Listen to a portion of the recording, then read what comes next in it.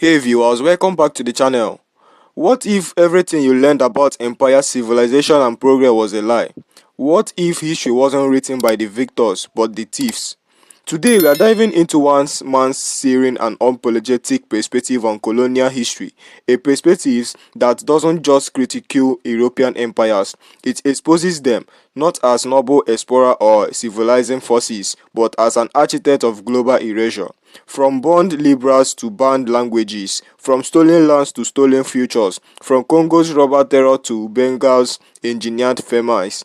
This is not your textbook version of history. This is a reckoning, an unfiltered look at the brutal machinery of European colonialism, its language, theft, cultural assimilation, and the theft of meaning itself.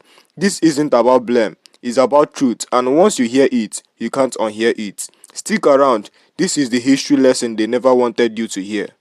Europeans have always been the worst colonizers. Let's make one thing clear.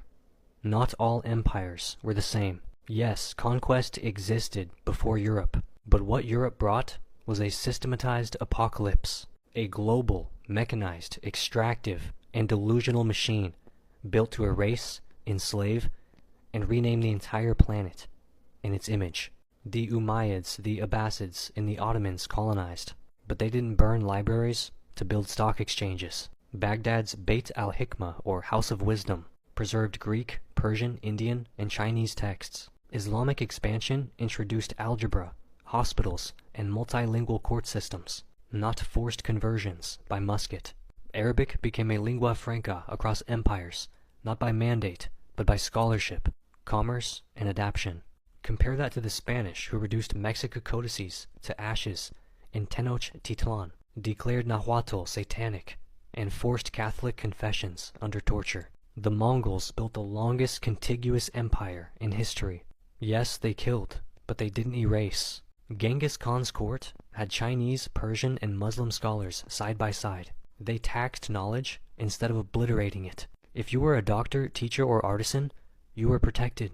They built relay stations and free travel passes for scholars, not railroads to plantations. Contrast that with the Belgians in Congo, who cut off children's hands for not bleeding enough rubber out of trees, and never built a single university.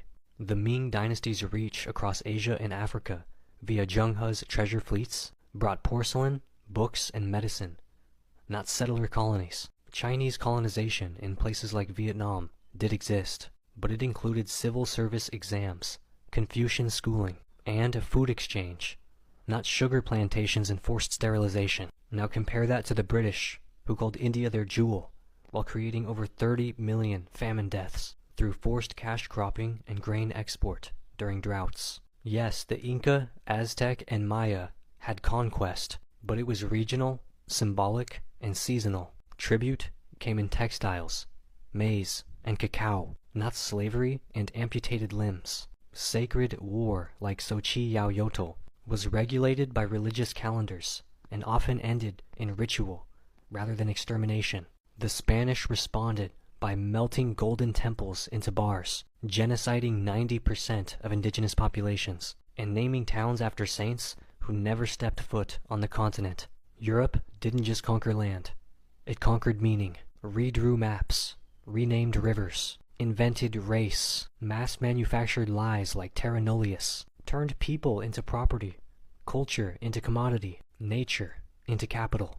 And then after 500 years of bloodshed, they wrote textbooks, calling themselves explorers. No Islamic caliphate ever created a global insurance market for enslaved human cargo. No Mongol horde ever renamed continents, burned genealogies, banned native languages, and then demanded tribute for the civilization they just annihilated. European colonialism wasn't just violent.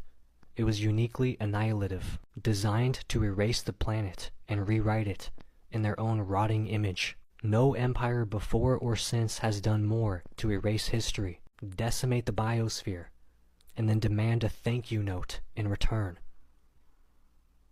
Cope.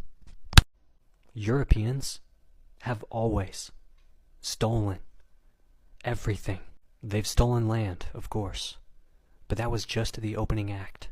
Europeans have stolen everything: material, labor, lifeways, language, even the ability to imagine a future outside of their theft. They stole Turtle Island with treaties they never honored, stole Africa with borders they never lived in, stole Australia by calling it empty, stole Palestine by funding a settler state, and each time they renamed the theft as discovery. They didn't just take territory.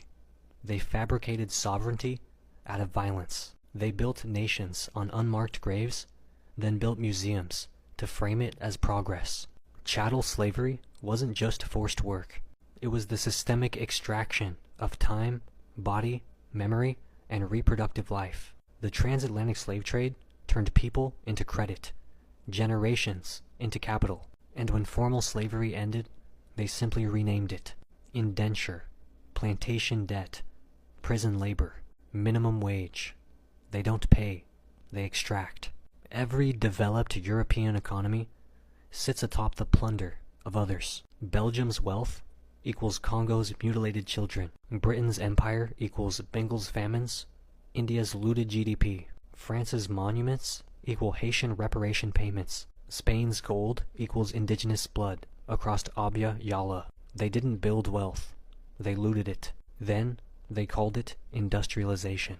They took African deities and renamed them demons, took Arab numbers and called them Western math, took Eastern philosophy and sold it as mindfulness, took black music and charted it with white faces. They turned Yoruba into voodoo, turned indigenous prophecy into apocalypse fiction, took the drum, the braid, the spice, the chant, then banned it, then sold it back through Apple commercials and Coachella fashion lines. Europeans don't create, they curate what they've already stolen.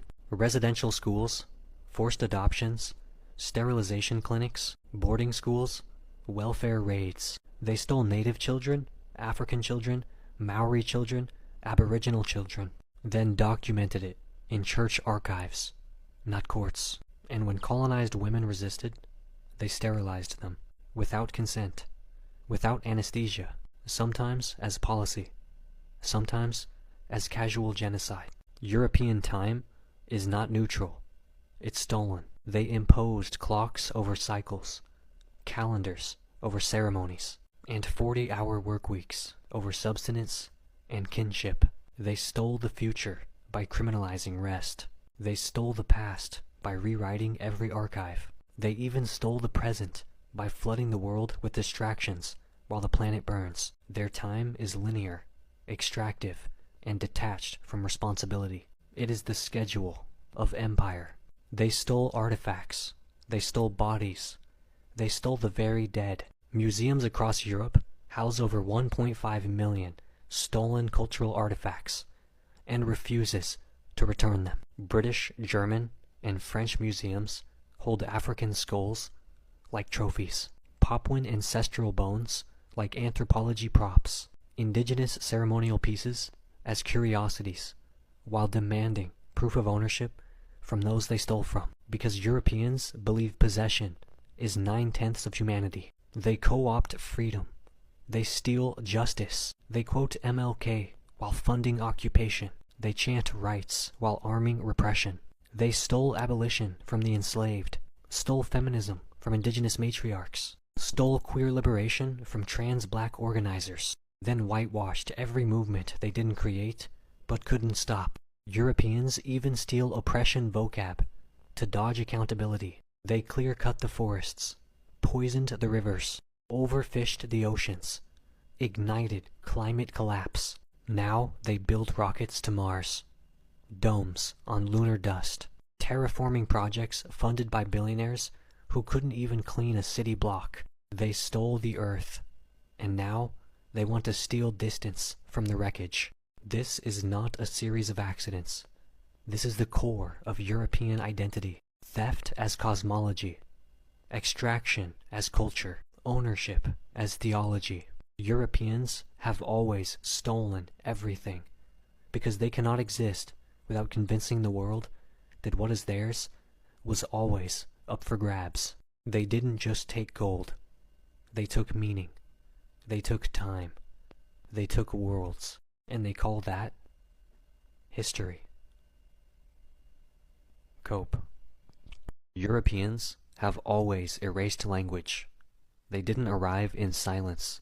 They arrived with the intention to silence, because they knew if the land still spoke, it wasn't theirs. If people could still name themselves, they couldn't be owned.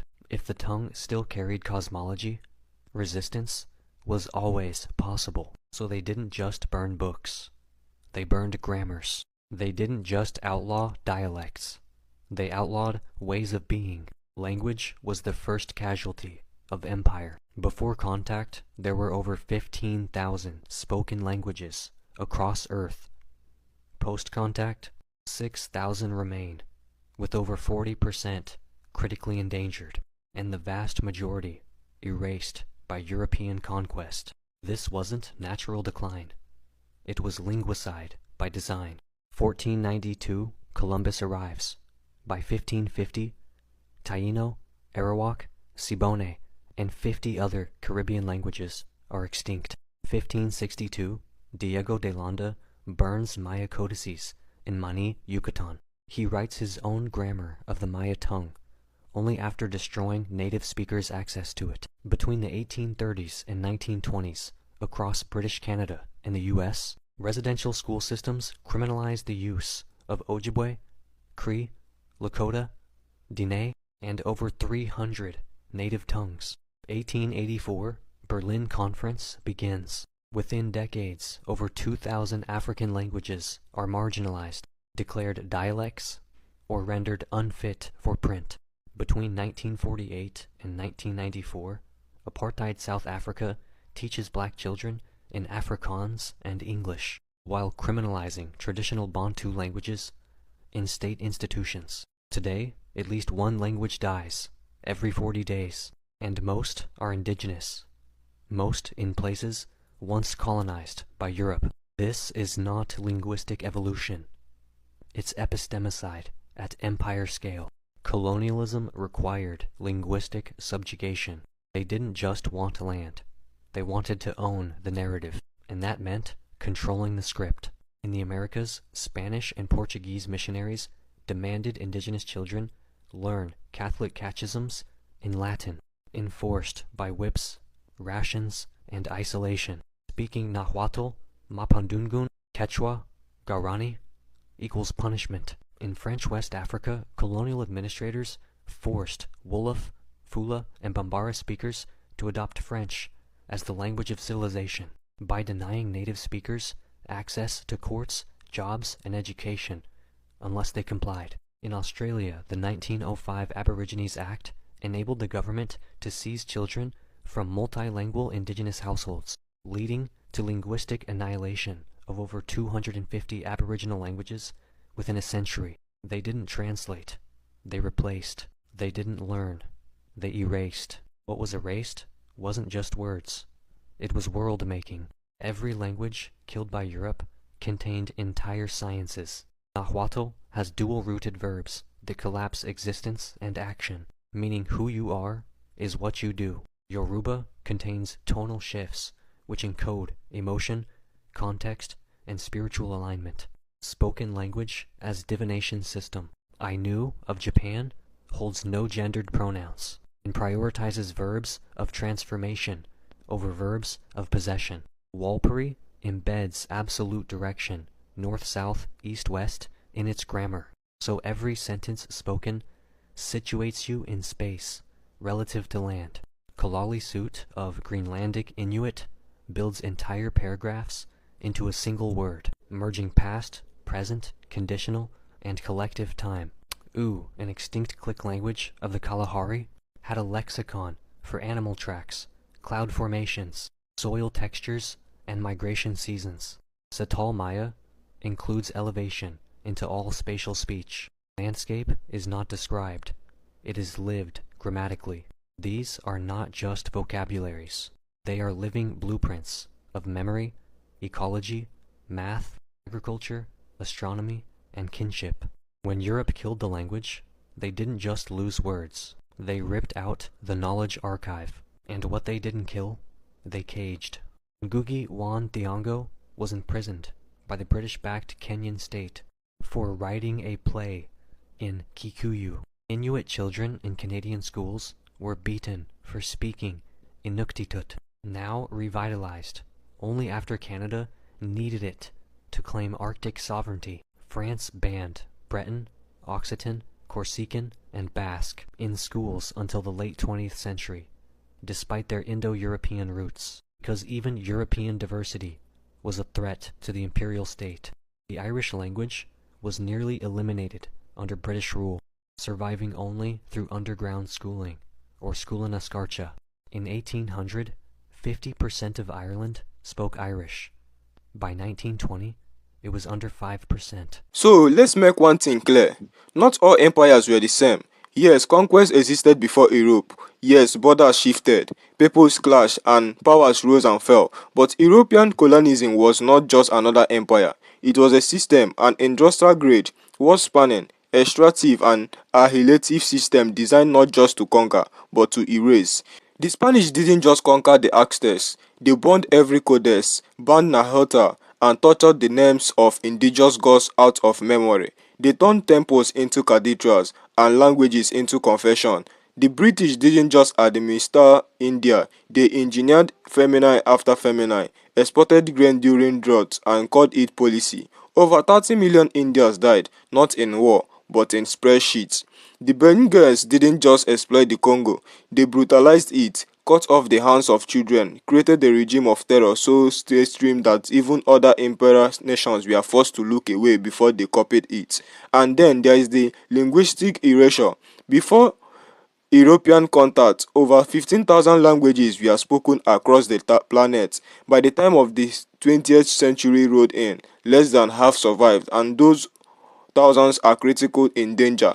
This was no accident, it wasn't natural decline, it was targeted, state-sponsored linguists.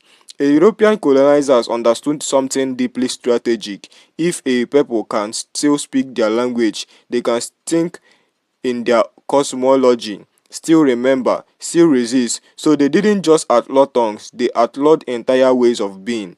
In Canada and the US, residential schools beat native languages out of children. In Africa, colonial administrations declared thriving languages dialects unworthy of court or education.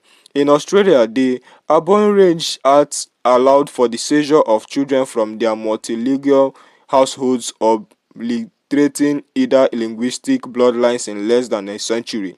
Languages like Ojibwe, Anu, Arawak, and Mapuche wasn't just silenced, they were assassinated. And it wasn't just the spoken word. Europe waged war against meaning itself. When they drew borders across Africa, they didn't just divide land, they dismembered kingship, systems, languages, trade routine, and histories. When they erased native names from rivers and mountains, they wasn't just renaming, they were rewriting reality. And make no mistakes, this wasn't the work of a few bad actors. This was coordinated, funded, institutionalized. Colonialism wasn't chaos, it was bureaucracy with a gun, region with a whip, academia with blinders. Let's talk about the theft. Not just land, but lifeways. Europeans didn't just conquer, they collected, they extracted culture, knowledge, and soul. They took black music, filtered it through white faces, and sold it back on record labels. They took African spirituality, called it witchcraft, and then rebranded it as a mysticism once it sold well in wellness spaces. They took mindfulness from Buddhist monks, stripped it of ethnics, and monetized it through apps. And don't forget the museum.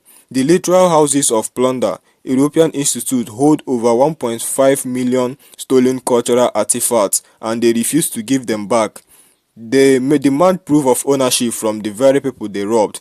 Pumpel scores, Kenya Shield, Benin Bronzing, all catalogued, stored, sometimes displayed but never returned, because in European cosmology, possession is the only truth. If they hold it, it's theirs. Even time has been colonized. They stole the sun cycle and replaced it with work weeks, replaced sacred calendars with physical quarters, replaced communal rest with productive apps. European time is not natural, it's extractive. It is the ticking sound of stolen futures. Now let's talk about annihilation. Mongols killed, yes, but they preserved knowledge. Gaskika's empires protected doctors, artisans, and scholars, regardless of origin. Chinese, Persia, Muslims, intellectuals collaborated under his rule. They built postal stations, liberals, and roads, not railways to plantations. Compare that to Europe, where knowledge was not reserved, it was rebranded. The French didn't invent mass. They stole Arabic numerals and called it enlightenment. The British didn't invent democracy. They exported it at gunpoint. They took the drum, then banned the drum, took the bread, then banned the bread, took native ceremonies, then outlawed them as pagan. They stole what they could use and criminalized the rest. They then had the gun to say the colonized had no culture. And when we talk about genocide, we must go beyond borders because Europe didn't just kill people, it killed possibilities, it killed memory, it killed language that encoded entire ethnologies, languages like Kalaki, suits that woven time, landscape, and direction into grammar itself, languages that didn't describe nature, they lived inside it. What we lost wasn't just vocabularies, we lost archives, living archives of maths, medicines, astronomy, kinship systems, and agricultural science. Entire civilizations encoded in speech erased, and when people resisted, Europe didn't just repress, it sterilized. Literally, indigenous women across Canada, Australia, the US, and Latin America were forcibly sterilized, often without analysis, often without concept. This wasn't isolated incident. These were policy, bureaucracies of ignorances, genocide under the name of welfare. Meanwhile, the very movement that challenged these atrocities, anti-colonialism, abolition, feminism, Q liberation, were led by the colonized. But Europe has always stole the credit. They quoted MLK while funding military occupations, whitewashed feminism into individualism, took collective struggle and turned it into personal branding. And when the earth itself began to collapse under the weight of all this extraction, European billionaires didn't stop. They built rockets because when you have stolen everything, the only thing left is distance. This is not a story of accidents. This is not a tragic misunderstanding. This is a theft at the scale of the planet. Theft so profound, it dressed itself up as civilization, called itself progress, called itself destiny. But it wasn't destiny, it was design. A design that turned chattel slavery into insurance portfolios, that turned land into commodity, that turned people into property and then demanded gratitude. Because in the European imperial mind, everything is entire theirs or waiting to be taken. And when they write the history books, they don't call it theft. They call it exploration, they call it trade, they call it development, they call it peace while standing on bones. So yes, let's stop pretending all empires were the same. The Abbasids preserved Greek manuscripts. The Ottomans ran a multilingual court system. The Ming dynasty sent treasure fleets, not slave ships. The Mongols protected scholars. Even conquest in many of those cases was symbolic, cynical, negotiated. But Europe came with permanencies, with totality. They didn't just want attributes, they wanted transformation. They didn't just want your land, they wanted your soul. They wanted to erase the planet and redraw it in their own rotten image. And after 500 years of blood, fire, and theft, they wrote textbooks and called themselves explorers. And we are still taught to thank them. If you find this perspective valuable, challenging, or necessary, like, share, and subscribe. History is not neutral, and either are we. Let's keep speaking the truth. Let's keep remembering. Until next time, stay informed, stay grounded, and stay loud.